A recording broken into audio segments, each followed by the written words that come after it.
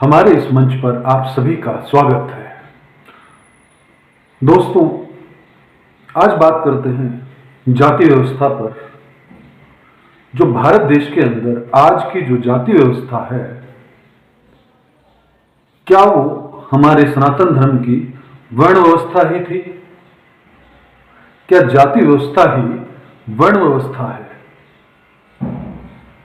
आज समाज को अगर हम देखेंगे तो सैकड़ों जातियों के माध्यम से जो है वो बटा हुआ हम देखते हैं, जिसमें चाहे वो पंडित हों, राजपूत हों, गुर्जर हों, जाट हों, सैनी हों, रविदास समाज हो, वाल्मीकि समाज हो और अन्य जनजातियां हों, आदिवासी जनजातियां हों, क्या यही जाति व्यवस्था सनातन धर्म की वर्ण व्यवस्था है? क्या वाकई ही वर्ण व्यवस्था ही जाति व्यवस्था थी? आइए थोड़ा सा इस बारे में जानते हैं। अपने शास्त्रों के आधार पर मैं ये बात कह सकता हूं कि वर्ण व्यवस्था जो थी वो आज की जाति व्यवस्था से बिल्कुल अलग थी। वो कैसे? वर्ण व्यवस्था के अंदर 4 तरह की वर्ण रहे। पहला ब्राह्मण वर्ण, दूसरा क्षत्रिय, तीसरा वैश्य, चौथा शूद्र। 4 तरह के वर्णों के अंदर 4 तरह की मेजर जो एक्टिविटीज हैं उसको बीच में ढाल लिया गया। जैसे कि ब्राह्मण कौन? जिसको ब्रह्म का ज्ञान हो। ब्राह्मण वही व्यक्ति जिसको ब्रह्म का ज्ञान हो, जिसने उस यूनिवर्सल पावर को अनुभव कर लिया है, जिसने उस परमात्मा को डिकोड कर लिया है, या फिर ऐसा कहें कि उस यूनिवर्सल पावर के साथ में, उस परमात्मा के साथ में अपने आप को अलाइन कर लिया है। जो उस हाईएस्ट पीक पर, जैसे कि यूनिवर्सल एनर्जी, आज साइंस के युग में ये सब जानते हैं कि यूनिवर्सल एक एनर्जी है, हायर यूनिवर्सल लाइफ फोर्स है जो हम सब के जीवन को चला रही है, जो उसके अंदर मर्ज हो गया। उस यूनिवर्सल लाइफ फोर्स में, उस ब्रह्मांडीय जीवन ऊर्जा में जो अपने आप को मर्ज कर लिया, जिसने अपने आप को डिसॉल्व कर लिया, जिसने बूंद होते हुए समुद्र के अंदर गिरकर अपने आप को समाप्त कर लिया, उस व्यवस्था को, उस वर्ण व्यवस्था को ब्राह्मण कहा जाता था। उसके बाद क्षत्रिय।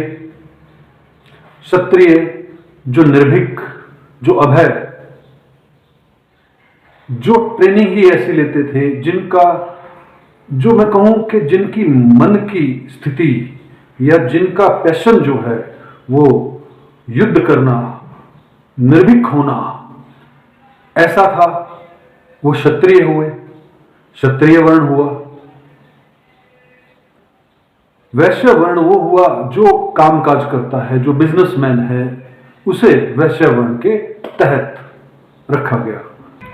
शूद्र वर्ण वो हुआ जो सर्विस इंडस्ट्री का व्यक्ति था, मतलब जो जॉब करता था, अलग अलग तरह की जो भी एक्टिविटी होती है हमारे समाज में, उसको करने वाला शूद्र था। वो कोई भी तरह की सर्विसेज हो, सर्विस सेक्टर को आज के लिहाज से मैं बता रहा हूं, जो नौकरी करते हैं, सरकारी या गैर सरकारी इसका कोई मतलब नहीं।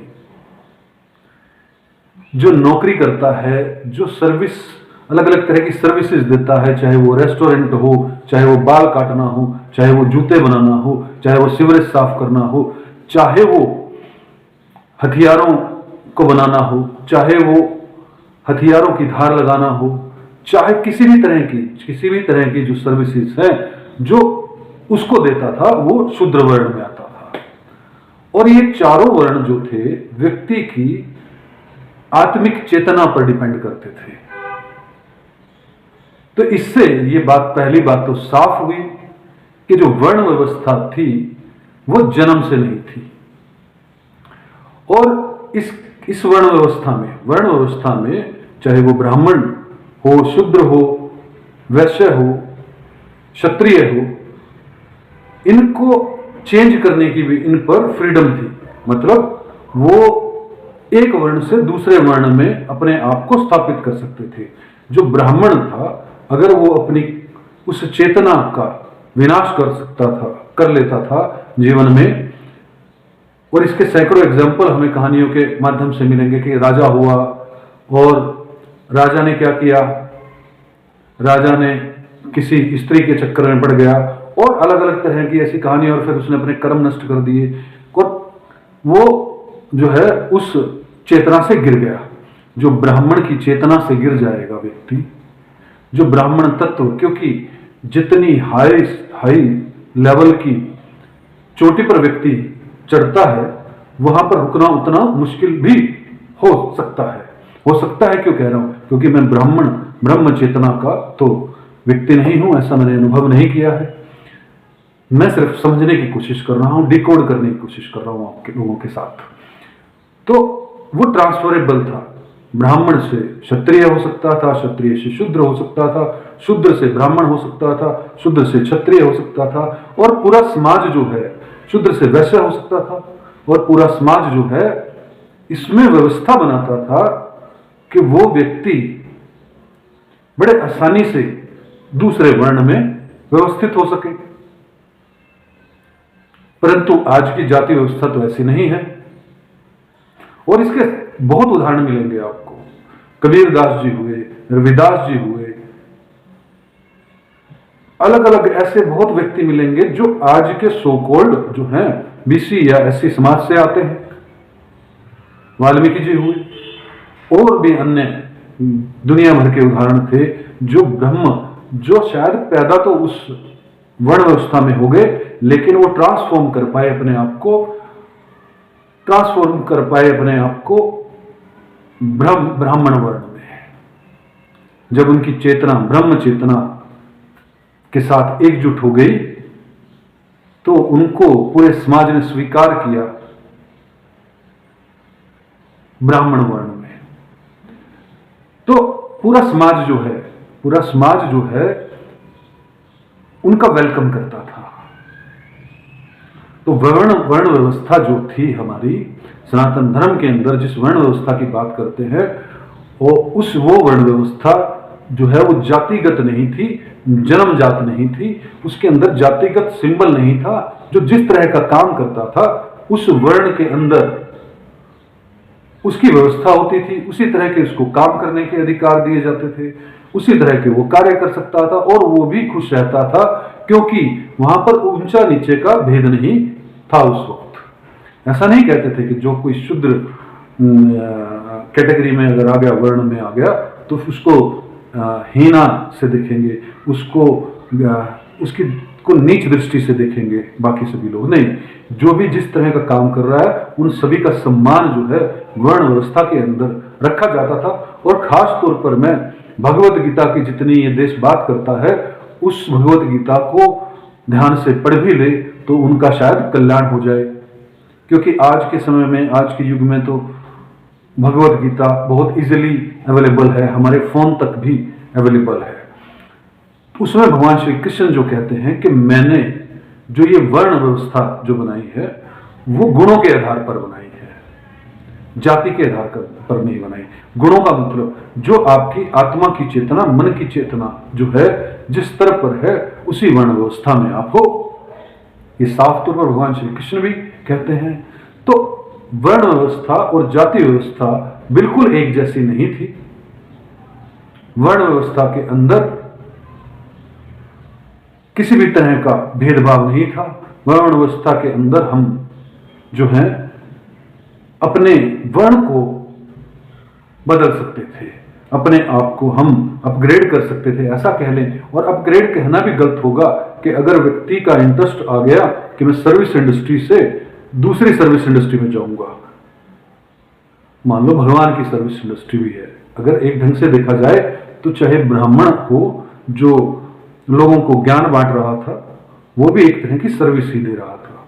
चाहे क्षत्रिय है, अगर वो युद्ध कर रहा था देश की को की भूमि को, देश की व्यवस्था को बचाने के लिए, तो वो भी एक तरह से सर्विस दे रहा था, और वैश्य भी सर्विस दे रहा था, और शूद्र भी सर्विस दे रहा था। अगर सर्विसेज के हिसाब से देखेंगे तो कॉमन सभी के सभी सर्विसेज दे रहे थे, लेकिन अगर चेतना के हिसाब से देखेंगे तो सबकी व्यवस्था जो है वो अलग अलग थी। तो ये जाति व्यवस्था से बिल्कुल भिन्न मुझे नजर आता है, ऐसा मेरा मानना है। जितना मैंने पढ़ा है, मैंने यजुर्वेद के अंदर भी ये बात पढ़ी है, जिसके अंदर ये कहा गया कि ब्राह्मण, वैश्य, क्षत्रिय और शूद्र जो हैं वो यज्ञ में आहुति डाले, मतलब यज्ञों के अंदर पार्टिसिपेशन करवाया जाता था किसी समय में।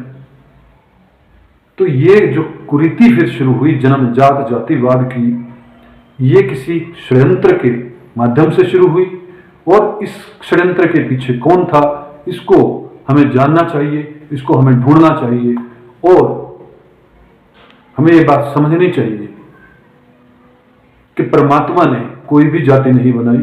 भगवत गीता इसका साफ तौर पर उदाहरण है।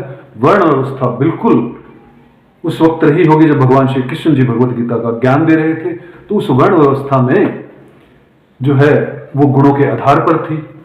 तो ये बिल्कुल मेरी समझ में ये बात आती है कि जातिगत व्यवस्था जो जन्मजात से थोप दी गई है पिछले कुछ सालों में, चाहे सैकड़ों चाहे कुछ हजार सालों में, वो बिल्कुल उसका परमात्मा से कोई लेना देना नहीं है, उसका सनातन धर्म से कोई लेना देना नहीं है, उसका आज के सो कॉल्ड हिंदू धर्म से कोई भी लेना देना नहीं है।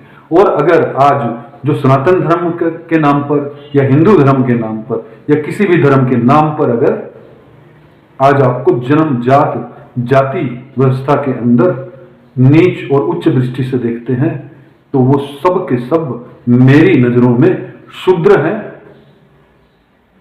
और इससे अधिक कुछ नहीं है। क्योंकि उनकी आत्मा, उनकी चेतना, उनकी मन की जो क्वालिटी है वो एक नीच शूद्र से, शूद्र में भी कैटेगरी हो सकती है, वो एक नीच शूद्र से अधिक की नहीं है, इससे अधिक है ही नहीं, इससे अधिक हो ही नहीं सकती। तो मेरी ये विश्लेषण था कि वर्ण व्यवस्था क्या जाति व्यवस्था ही थी। इस वीडियो को आपने सुना, आपका बहुत बहुत आभार है।